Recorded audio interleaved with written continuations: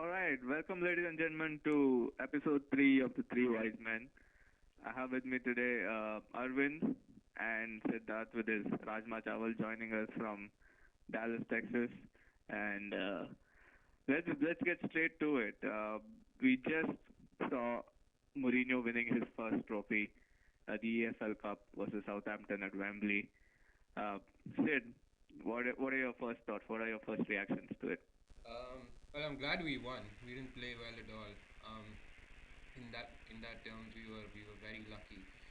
But this is what Mourinho brings. I mean, if it was a Van Gaal or a Moyes team, we would have lost. But we stayed in the game despite getting battered for almost 80, 85 minutes. Um, and it showed, the presence of Zlatan. We need that. Roy Keane like figure in the team who can carry the um, team forward in finals like these. So great game, great win, and I hope this we can use this to push forward in the FA Cup and Europa League. Yeah, just to add to that, Pogba, Zlatan were immense. That confidence, that arrogance is what you need to win trophies in the long term, right? But from a neutral perspective, I know it's weird coming from me. I wouldn't have felt bad if they had lost. Southampton gave a really good account of themselves, and that Gabbiadini new signing, he fit right in. So, Arvind, I would like to pull you in here. You watched the game. Uh, what did you think of both the teams' performances? I think Southampton had some good chances, and it was a close game. But yeah, like you all said, United had that extra little bit of quality when it counted. Zlatan has been immense. What a signing for United, and he just showed his brilliance. So great win, first trophy for Mourinho. I'm sure lots more to come from him in the next few years. Yep, yep. And you laughed at me when I used the word dynasty, but I'm going to stick by it. You can laugh at me on air, but that's what it is, right? It gave the feeling. I mean, after the 3-4 years of struggle, this is a serial winner leading a serial winning team. So I think this might be a start of something special, and not the special that Zlatan was talking about, but something really special. Uh, Moving on, I want to talk a little bit more about Gabbiadini. And Sid called him out before the final. He said that he's going to be uh, an X factor. And I just looked back. He's played 3 games for Southampton after signing in the January window, and he scored 5 goals already. Right. What do you think, Sid, that he brings to Southampton now? Well, What was missing, and what do you think his effect of his signing would be, on the rest of the season for Southampton? Well, I predicted he's going to be a talking point whether Southampton win or lose today, and he certainly was. Um, I just have to commend Southampton. I mean, they like a conveyor belt and the best conveyor belt in football. Uh, Claude Puel has come in, and manager after manager, they get amazing people to carry the team forward in you know the same way or maybe better, and they get strikers one after the other. And Gabbiadini, you mentioned he scored 5 goals in what 3 games, and also in his last 3 games for Napoli, he scored 3 goals. So he's one of the hottest strikers in Europe right now, if not the Premier League or England. But yeah, he looks like a serial goal scorer, and I know he reminds me a bit of Van Nistelrooy. The way he controls the ball, the way he brings people in, the way he finishes. He looks to be an amazing player. He should have had a hat trick today Right. if the referees didn't side United. But that's part and parcel of the game. Ooh. It Banter, no, it, I mean banter. it happens sometimes. You some goes against you, some goes for you. But Gabbiadini seems like an amazing sign. He looks Right. like the finished article. Southampton needed someone as a focal point in attack. And to complement what Sid was saying, they've made a few signings: Romeu, Bertrand, Bofal, in the last few years who've really come to Southampton and they've settled really well. So yes. Yeah, amazing. It's great that you mentioned Romeo and Bertrand. I mean, they're just ex Chelsea players, and you replaced them with what Marcus Alonso. and Kante right Yeah, now. But yeah, yes, yeah, you're right. right. You're right. Okay. Good point. But yeah, I just want to add one more thing to that is Nathan Redmond. He's been a revelation this season for Southampton after coming from Norwich, and that kind of, I'm going to digress, but that kind of shows what happens if hot young players don't sign for a big club immediately. He spent his first few years of his career playing games in and out for Norwich, even though they are yo-yoing between Championship and Premier League, and now he looks like some player. He gave Valencia a lot of trouble today, and not a lot of wingers have done that this season. So yeah, shout out to his performance as well. But I think going forward, Southampton might finish comfortably in the top half. That's just now they have someone they can play off as a from the front. Right. So they could even get a Europa League spot if United don't finish in the top four. So I think they'll be well deserved for Yeah, them. don't be surprised if they sell Gabbiadini at the end of the season for 50 million and bring a better striker than him for no money at all. They probably sell him to Liverpool if Yeah. if it turns out well. All right, moving on. There's another point Sid brought up, and sticking with United for a little bit. He said Pogba and Mkhitaryan now know their roles in the team, and now they look like pieces of the missing puzzle that we had in the beginning of the season. Uh, yeah, unfortunately, Mkhitaryan missed out the final due to an injury. But Arvind, what do you make of them? I mean, they had some struggles at the beginning of the season. Though Pogba was playing games, Mkhitaryan wasn't. But right now, they look like they are core of the team. They are in the spine of the team. What do you make of their performance of late? It, and I'm gonna be as unbiased as I can. I think Mkhitaryan in the last 2 months has been great. Silky runs, going behind the defense, scoring a lot of goals. Pogba has been good going forward. He's been a little disappointing based on my lofty high standards that I expected of him, to be honest. And even today, the second goal, he misjudged a header clearance that he could have, which kind of gave the ball to Gabbiadini Was was in that the was that him or Martial? I thought that was that Martial. No, was no, no, that was that was Pogba, if yeah, I'm that not was wrong. Pogba. He Okay. he So took a step forward. He missed the ball. so I But mean, yeah, go ahead, Arvind. look, he's going to be a great player, but he needs a little bit more to become. He can be more well rounded. He is not up to. He's not reached the levels that is expected of him yet. Do you think United is the platform for him, and do you think Mourinho is the right manager and slash coach for it? Pogba to make him one of the best. I'm not sure. I United is big and he has everything he needs to succeed. But there are a few things. Again, Mourinho is one of the best around in the last 10 years. So it is a very good possibility that in the next 1 or 2 years, he becomes that well-rounded box-to-box midfielder that everyone expects. But I'm not sure. There is a little bit lacking off of him in that can improve in the next 2 years. But I just want to interject that if he had scored with all the 8 shots that he hit the post this season, we probably wouldn't be having this conversation. Let's put it that way, right? Like he'd be on 10 plus goals for the season for a midfielder, center midfielder. It's like Frank Lampard levels, right? So when you brought it up, that's what I think Pogba would be going forward. The center midfielder that breaks from midfield to support the attack, in the same mold as Frank Lampard did for 10 odd years for Chelsea.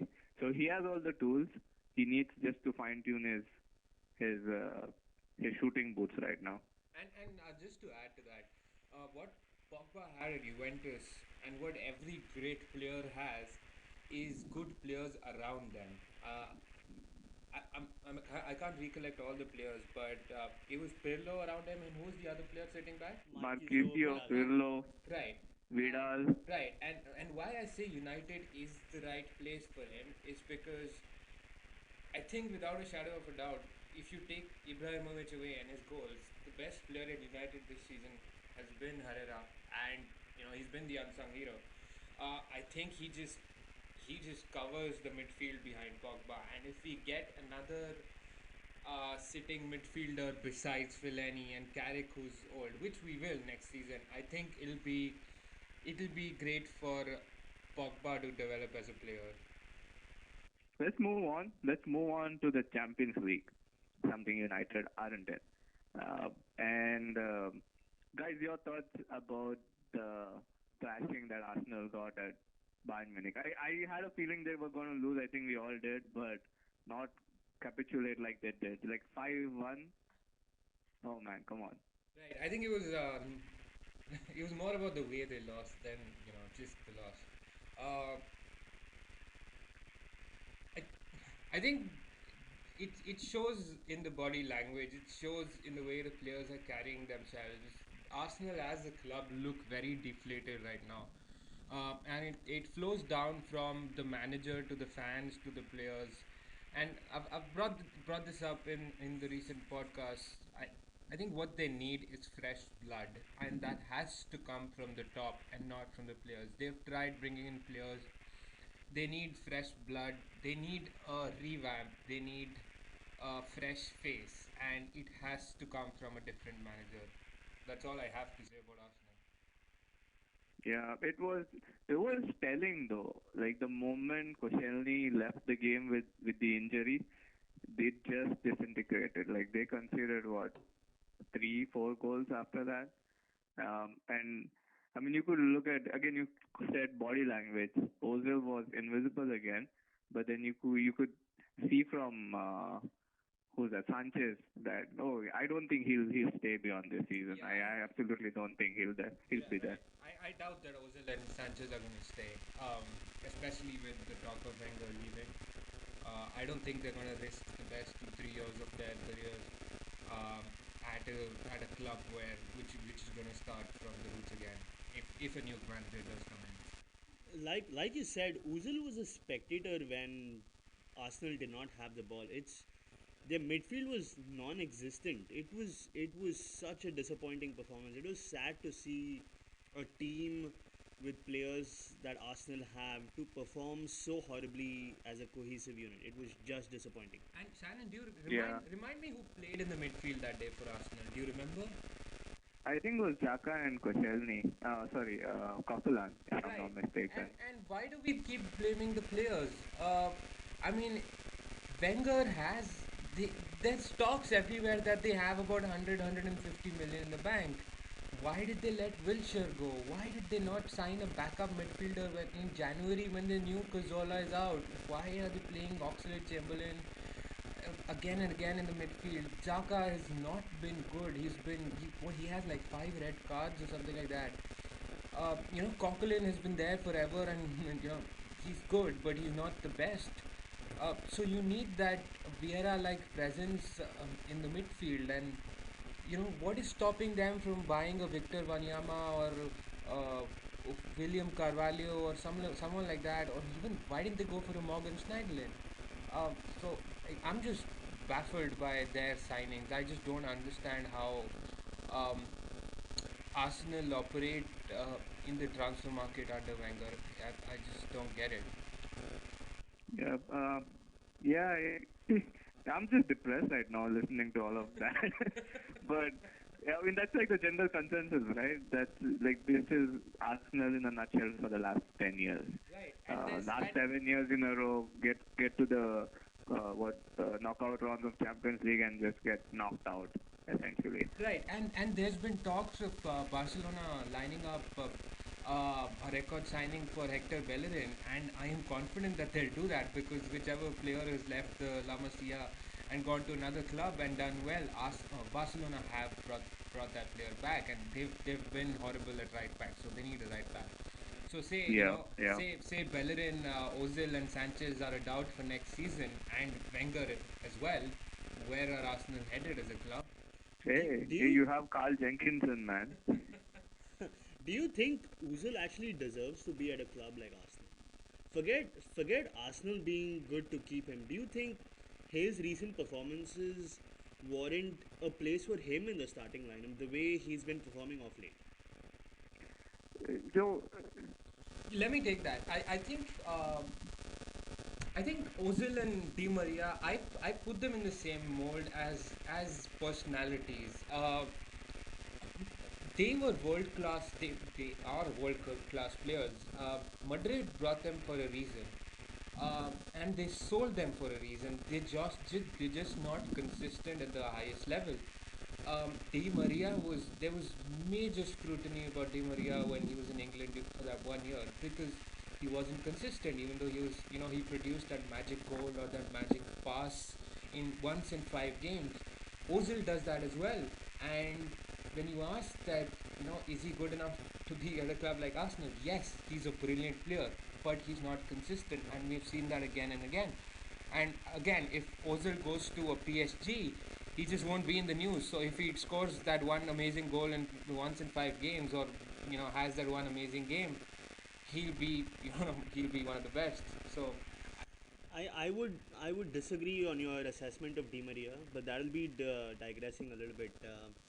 He was used as a fifth defender by Mourinho at Madrid when Madrid did not have the ball against Barcelona. So Di Maria is more well-rounded. Ozil just doesn't do anything without the ball, and Mourinho considered him a special player when he did not. He kept him as a number 10 who didn't have to do much without the ball. But you can't just be like that with Arsenal because they don't have the likes of a Xabi Alonso or a more engine-like midfielder behind him. So Ozil is good when he has the requisite players around him, like you described about Pogba. But it's just I saw the game against Chelsea as well. Ozil was just poor. It was just disappointing looking at such a gifted player. Just lack of ideas. Yeah. exactly. So the question is, why doesn't Wenger build around him when he's world class? So I mean, well, I guess in a way he did, right? He played two defensive midfielders so that he could accommodate Ozil. But when your defensive midfielders aren't as good as Xabi Alonso, That's uh, yeah, that's the you point. know You put that it very well. It's about who the players are more than playing through two CDMs. I was watching Sunday Supplement today, and they suggested Ancelotti as a potential replacement for Wenger. What do you all think of that? Ancelotti again one of those serial winners in world football, right? Like he's gone to every club and he's won at every club. Uh, but this was just his first year at Bayern. I don't think he'll be leaving anytime soon. They are on their way to win another couple of trophies domestically. They just hammered Arsenal, so they'll be at least in the quarterfinals. So I don't see him leaving anytime soon. The but I do see your point. I think the only manager at this moment that Arsenal could get is Thomas Tuchel from Borussia Dortmund, because he plays similarly. The way Arsenal like to play football, and I don't think Diego Simeone will be a good fit. He'll be off to Inter, but I think Tuchel will be.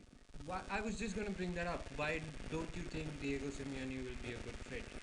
I think for me, he's the perfect personality to come into Arsenal and bring the energy.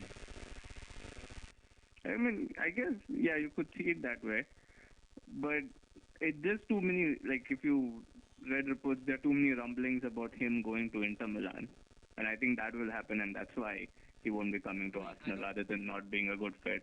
Right, I don't know how much to trust the newspapers and the rumors. You bring up Ancelotti for Arsenal. I read about Ancelotti being a potential candidate for Leicester. I mean, That's a good joke. yeah, we can keep on speculating. But now that you brought up Leicester, I think we can talk about their. I mean, we've spoken to them. I called them for relegation, and looks like they are on their way to predicting me right. I guess we both did. Uh, but what I really didn't like what happened with Ranieri, especially when there are leaks about players going behind his back, and going to the upper management to get rid of their manager. Now, Arvind, you are well versed with the ins and outs of manager sacking. What are your thoughts about Ranieri, especially since Chelsea sacked him too? It's sad, isn't it, that a club that just won, as improbable as it was last year, won the Premier League, and the manager is off. Trying to look at any sort of silver lining or anything good that the owners might have thought before doing this. The the stats show that any when there is a sacking with 12 13 games left, there is a new impetus, a new energy that another person brings in. If, let's say, someone comes in and saves their season, what do y'all think? Do you think it was a justifiable decision to sack even someone who won FIFA Coach of the Year? I think it was a pathetic decision. And I think a lot of pundits have come out and said, especially Jamie Carragher, he's saying that they should build a statue. And what sums it up is that if you saw the news yesterday, there was a Sky reporter standing on the outside the Leicester training ground, waiting for Ranieri to come out, and he was so nice. Even after getting sacked, he went to the training ground and said goodbyes to everyone. On his way out, they asked him for a word, and all Ranieri had to say is that I wish Leicester City do very well. Um, I hope they win it again, but with the team, it's highly doubtful. That's what he had to say, and that kind of sums it up. With the players that they have, it was a freak season. It was a miracle that happens once in 100 or 1,000 years. Uh, they are championship caliber players. They are players who, as a team, who you know would fight for relegation every year. What Ranieri did deserves more respect. And you talk about uh, fresh impetus coming into the team after a sacking. My only problem with the sacking is that if you try and side with the management for a second and see how pathetic they've been this season, why didn't they sack him in January? Why didn't they sack him before the Sevilla game? He actually got a good result at Sevilla. They got an away goal. Why did they wait the 12 days? I mean, who's going to come in now with no time to train with the team and take them away from the relegation zone? I feel y'all are contradicting yourself in some ways. You speak about Wenger and him needing fresh impetus, but at the same time, a club that but Arsenal are up at third or fourth right now, doing much better than United. But at the same time, a club that is close to relegation, they are actually now down in the bottom three. When they want to make a change for survival, you have a problem with that. What happened Well, last it year? No, no, Hold no, on, no, hold on, no, no, hold no. on, hold on, Wait, wait, hold on. wait. no, no. You the one who asked me a question where you asked me, what do you think? Do you think there'll be fresh impetus if? Do you think the sacking is justified and will it bring in fresh impetus? I just answered your question. I don't agree with the sacking. I feel like he should have stayed. Fair enough. So again, my point is, if you ask me, again, yes, coming from a Chelsea fan, I would always like continuity. It is sad that managers get sacked so quickly, um, but again, in this case, it is really sad. And if something comes out of it and Leicester do survive, there might be a hint of the management saying, look, it was a hard decision, but we had to make it. But yeah, it's just sad. I think if given a choice, I would rather have Leicester go down with Ranieri than stay up after sacking a manager like In this. a way, I think it's good for Ranieri. I think Leicester will go down, would have gone down with or without Ranieri. At least it's not on him now. But coming back to you, Arvind, I'd like to have a short conversation with you. Uh, I have a problem with you comparing Wenger and Ranieri. When we talk about Wenger, we we frustrated as neutral fans because he hasn't done anything for what, forever now, 10, 12, I don't know how many years. That needs to end. With Ranieri, it was barely what, 6, 7 months. How do you compare months to years? So So I want to interject here. and just give my 2 cents, right? Firstly, I agree with the fact that the sacking was totally unjustified because think about it. Would who was it before Nigel? Who's the manager? Nigel Nigel Pearson. Pearson. Nigel Pearson. Okay, Nigel Pearson. Other than I think Kante had the same group of players, would he have won the league last year? The answer is an emphatic no. That's where Ranieri's strategies, his tactics, and the freedom and the confidence he gave his players come in, right? And he's done it with a team that had no hopes and that will have no hopes of winning anything in the future. So you at least you got to respect that man. Give him another season to build something there. At least become a respectable mid-table team. Now, instead of comparing to Wenger, I want to compare it to Mourinho. Now, at the same stage last year, Chelsea sacked Mourinho after winning the league. Now, I so Arvind, are you justifying that sacking that it was required for Look, Chelsea at that moment? look. I think with the current way that the Premier League management in and outs are working, I think honestly there should be, or you've justified Van Gaal getting sacked, you've justified Moyes getting sacked. My point is, on December 20th, if a Chelsea team is down at 16th, even a Mourinho is justifiably sacked. And yes, Mourinho is someone who I greatly admire. But once again, if you really thought about it, the way we were playing, the way we were defending, losing to Southampton 3-1 at home, losing to Bournemouth, losing to Leicester, I I feel Mourinho was justifiably sacked. And back to Siddharth's earlier point, Wenger has been at Arsenal for 20 years, so you can give me enough points to say things about what needs to change at Arsenal, but someone who's been there at 20 years and done so much for the club deserves to decide when he ends his career at Arsenal. And the while the performance at Munich was bad, I think there are more problems than just Arsenal than just Wenger's ability right now. Now, couple of and to add to that, my point is the medical staff, a lot of the transfer policies that happen there.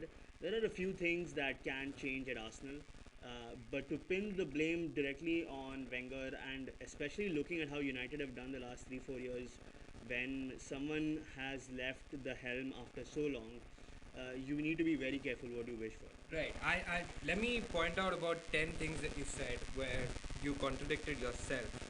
Uh, Firstly, you were wrong in pointing out that we justified the sacking of Moyes and Van Gaal. I, sh- I don't know about Shannon. I still believe Moyes should have been given time. I don't think his sacking was I just. don't. I Okay, don't. that's my opinion. I don't think his sacking was just. Um, Secondly, I think your answer was very convenient, where you said that Chelsea was 16th, and they lost to XYZ team and whatever. Uh, they're in a similar position to Leicester. Uh, so I mean, Leicester are pretty much the same. The difference is Chelsea are expected to be in the top four, Leicester are not. Why not? Yeah. They just won the league.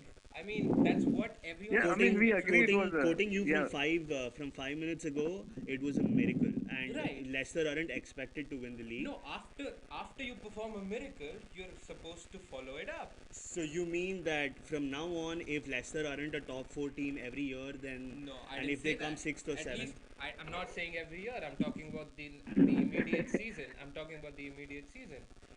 so Okay. So I want to wrap this up right now No, because no. we could go on and on forever. I have one last point to make. You Okay. mentioned Wenger, and you said that he gets to decide for how long. You keep defending Wenger, and you keep saying he gets to decide. He's been there for 20 years. He's done so much for the club. When, Give me two answers. When did the last win a cup, or when did the last win the league, and what has he done since then that justifies him deciding when he leaves? Why not now?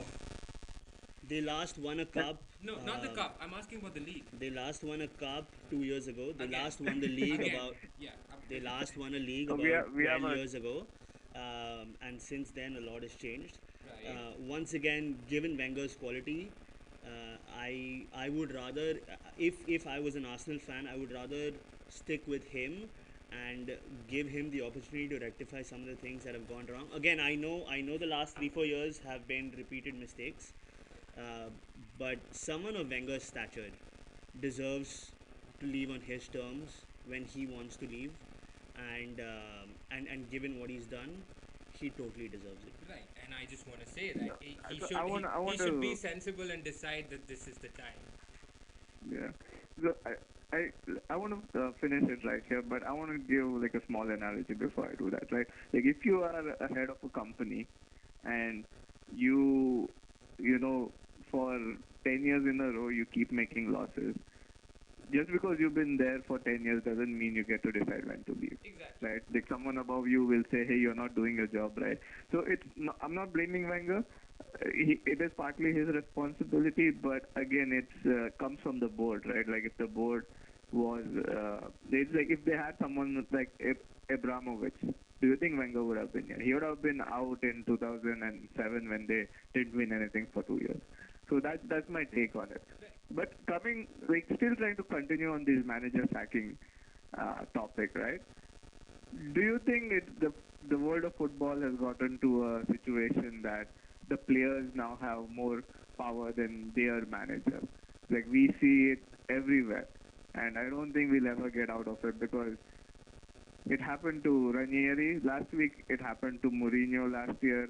It will happen going forward, and I think that will kind of kill the joy of football a little bit. That's just my opinion. Right, and it's happening because it all starts from the fact that uh, club owners and the world of football in general and the fans all crave for short-term results.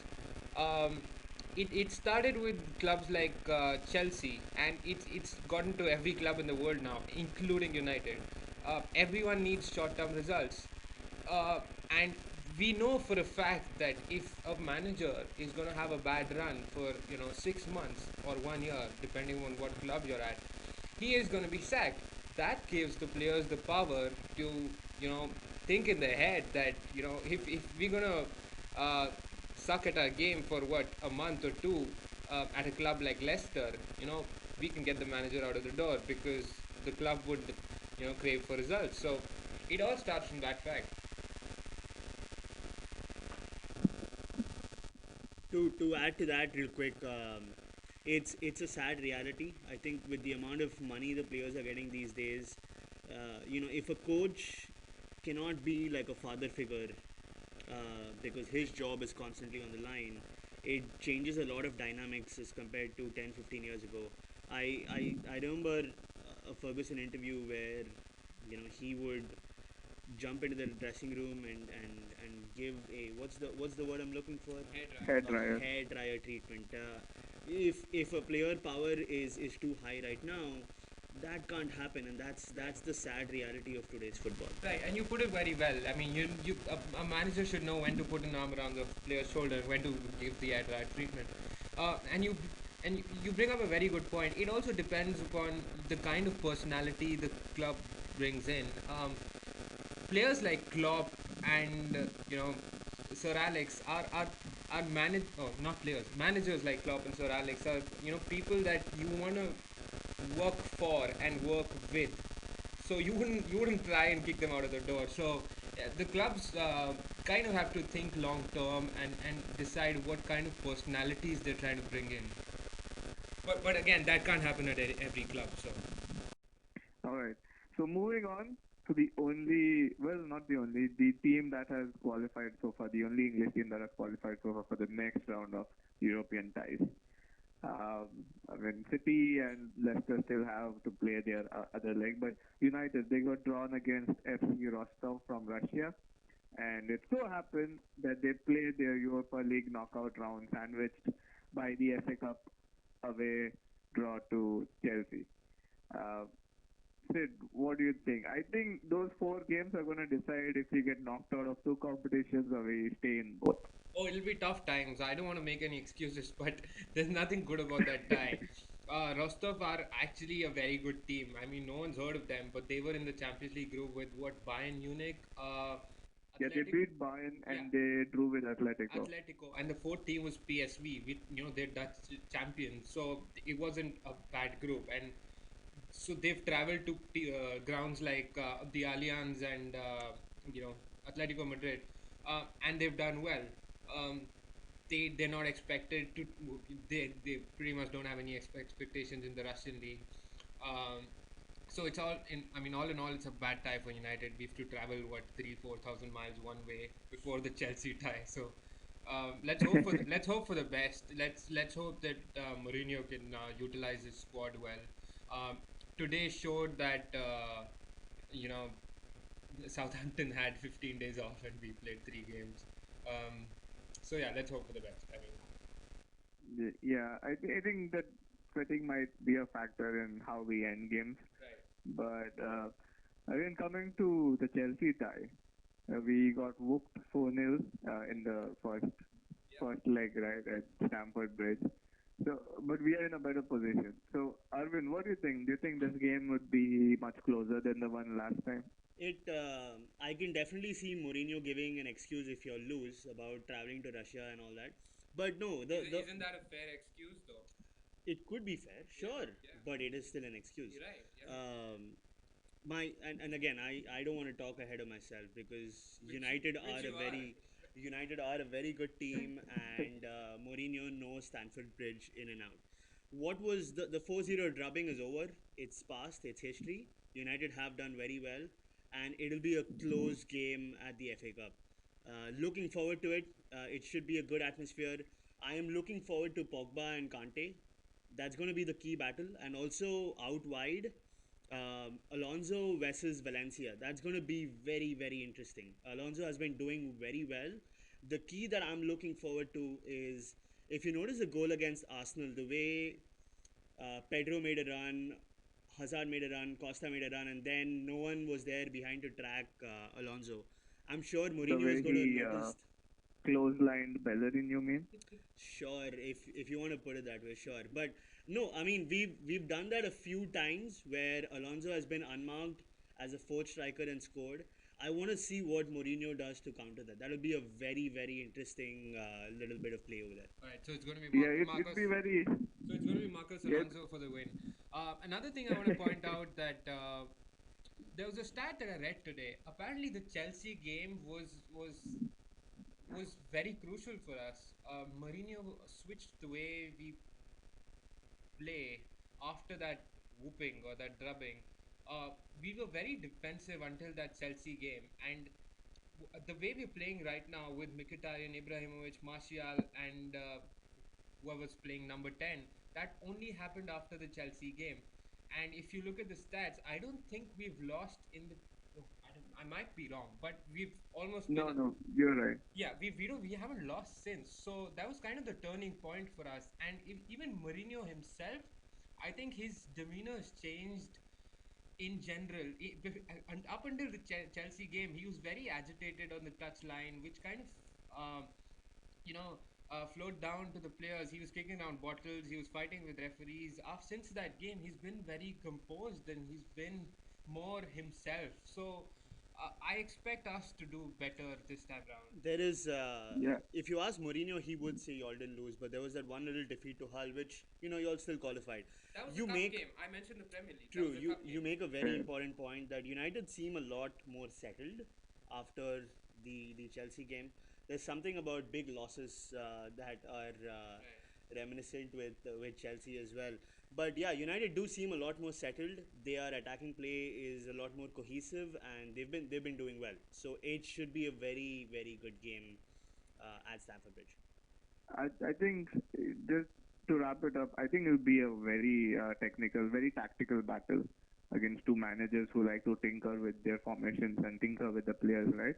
Uh, Conte has played with this system for the last 4 5 months, and if anyone can, try to decipher it, it'd probably be Mourinho. So, and he has players who can play in different positions right now, Mourinho, and players who are firing on all cylinders. So, I'm really looking forward to it. It's going to be a really strong battle. Right. And the only The only advantage I think Chelsea would have is that they'll be more fresh. That's pretty much about it. And before wrapping it up, I just want to talk about the round of 16 Champions League. The two major big games, the PSG Barcelona and then the Monaco Man City. Arvind, for you, what stood out when, during the 4-0 thrashing of Barcelona by PSG? Marco Verratti, what a player! His dominance of the midfield was just amazing. And the second thing that stood out was Iniesta's performance. The He's getting old, and the tired legs definitely showed. Lastly, Messi was Ozil like in how poor his performance was. But those are the three things. Big drubbing by PSG. I think some major changes to look forward to in the summer in Barcelona. Wait, I'm surprised that you didn't mention Di Maria at all. I think he was the man of the match. Di Maria was good, but it's expected of him No, the way yeah, he played. It was amazing. But the things that stood out for me were these three things. Iniesta and Messi were just poorer than usual, and Marco Verratti's performance in the middle of in midfield was amazing, just Right. amazing. And I'd like to say that Barcelona almost were they looked overconfident to start with, and they underestimated PSG. I think everyone did. yeah. It was, but PSG were playing at home, right? So there might be that home comfort. But I want to just double back to what Arvind said and Marco Verratti. Oh my goodness, what a player! I think he would be if Barcelona had to replace Iniesta, they have to go all out for Verratti. I think that'd be the who'd replace Iniesta. Uh, and yeah, it just showed like Unai Emery, he knows how Barcelona plays, and it showed that how we use his tactics to outclass them. Uh, to the other games, did anyone in particular catch the eye for you again in the City Monaco game? Not really. I think it was a joke of a game. Both the defenses were horrible. Uh, the only player who kind of made a point was Aguero.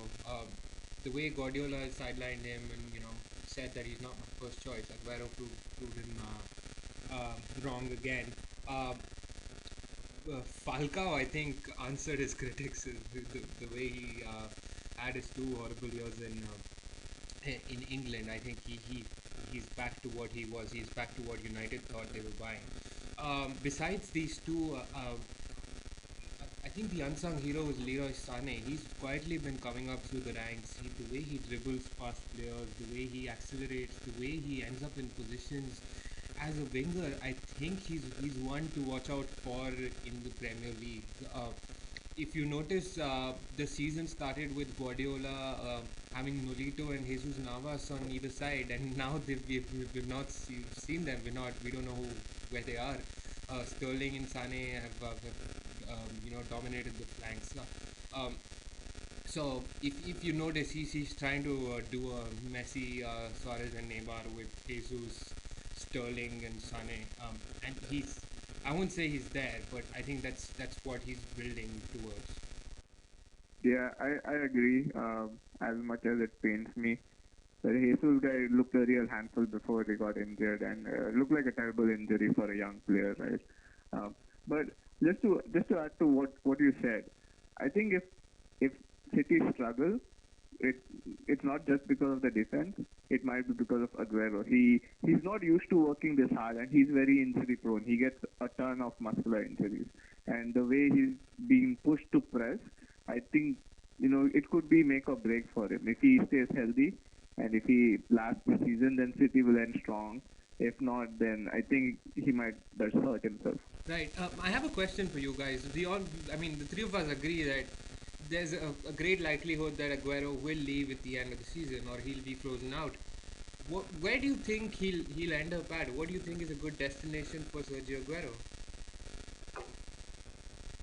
I think It could be multiple places, right? It depends. It's going to be like a circus during the transfer season in the summer. I feel it. If one destination is he could go back to Atletico Madrid, and Griezmann moving to United.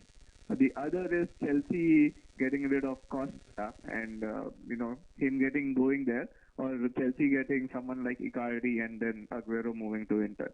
So I think wherever he goes, it's gonna cause like a trickle down effect, and there'll be like 4 or 5 clubs that will change players because of that. I could see him at Madrid if Benzema leaves, or Munich if Lewandowski leaves, or Juventus. I think he'll be a good fit at Juventus. Tevez did a good job at Juventus in the same time period between 28 and 32, and it's just a little less physical.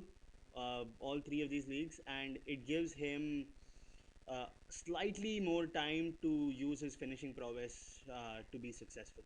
Right. I agree I with Atletico, Chelsea, Madrid, and Juventus being good fits for him, but not what is the fifth one you mentioned? Munich. But not Munich. I think they pretty much play Yeah, they just with signed Lewandowski right, to like right. They, 2022. they So they they play with Robin and what Douglas Costa, and they keep crossing the ball in, and Lewandowski heads them in front of the goal. I don't think Aguero is, uh, he fits in that mold. we also got to keep in mind Juventus just bought Higuain for 75 million pounds a year Right. ago. So they're not going to move him away immediately after one season, They just right? bought a very expensive Buffalo. They actually play with two strikers often. I don't think City are going to sell to Chelsea. I don't see that happening at all. And honestly, I don't see us selling a 28-year-old and buying another 28-year-old. But yeah, good question. All right. Well, I guess that's it for today. We spoke a lot, covered a lot, ranging from potential signings to manager sackings and player psychology a little bit. So all in all, a good episode. Thank you guys for joining us. We'll see you again soon. It's goodbye from me from now, from Sid and Arvind as well. Take care.